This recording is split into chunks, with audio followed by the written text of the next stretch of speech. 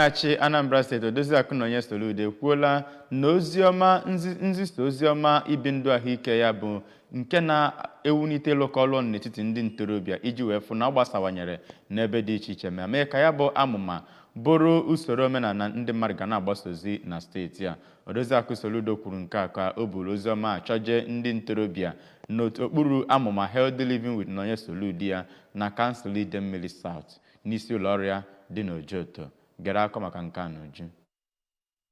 Akọwara na ya bụ mgbasa ozi nke na-aga n'ime ime obodo iji mee ka ndị ntorobịa gbasaa ya bụ ozi healthy living n'obodo ha dị iche iche. Healthy living with Nonye Soludo bụ ihe ahụike nọrọ onwe ha eji agbasa ozi nke ọ bụ nwunye Anambra State Governor bụ onye wepụtara ya ka ọ na-adụ ndị ntorobịa ahụ. Oriakụ Soludo kwuru na ebumnobi ya iji magide amụma ịgbasa ozi ahụ bụ iji kwalite ahụike ndị mmadụ n'ime ka Anambra bụrụ ebe obibi. Kọwapụtara na ihe o ji tinyekwa ụmụaka na-aga akwụkwọ bụ ka ha sorokwa ịbagide ya bụ amụma. Ọ gakwara n'iru kọwaa na amụma isii nke mmemme ahụ bụ nke a ga-eji kọwaa ihe gbasara ahụike, social nakwa environmental threats ma kọwaa na mpụtara ha bụ nke ga-adị ezigbo mma. Nwunye gọvanọ ahụ dọkwara ndị ntorobịa ka ha tinye onwe ha na ya bụ amụma na iji mee ka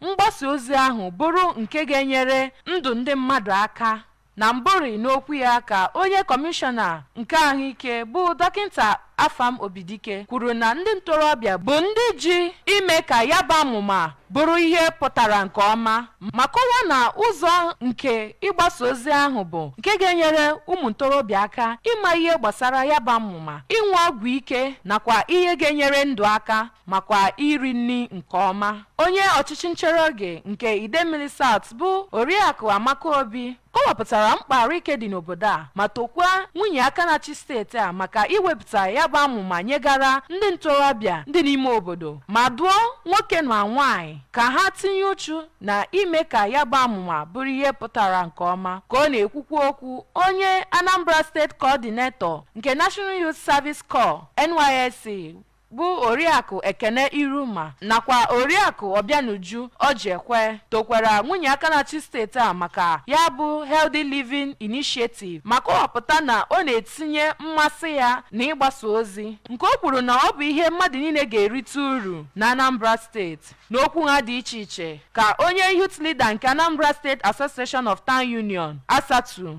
n'okpuru ọchịchị Idemili South Comrade Patrick Obumneme nakwa onye National Youth Council of Nigeria NYCN youth leader nke ndị Idemili South bụ Comrade Chinenye Okolie kenekwara amụma ahụ dịka ihe dị mkpa n'oge ugbu a ma tinye nkwado ha n'iji mee ka amụma a nwee ezi mpụtara. Ndị otu Nigeria Red Cross Association, onye isi Anambra State Association of Town Union Asatu Youth Wing bụ Comrade Kene Okolie, ndị ntorobịa nsi na ime obodo asaa ndị n'Idemili South, ndị isi ụmụ nwanyị nakwa imerime ndị ọzọ bụ ndị bịara ya bụ mmemme ahụ.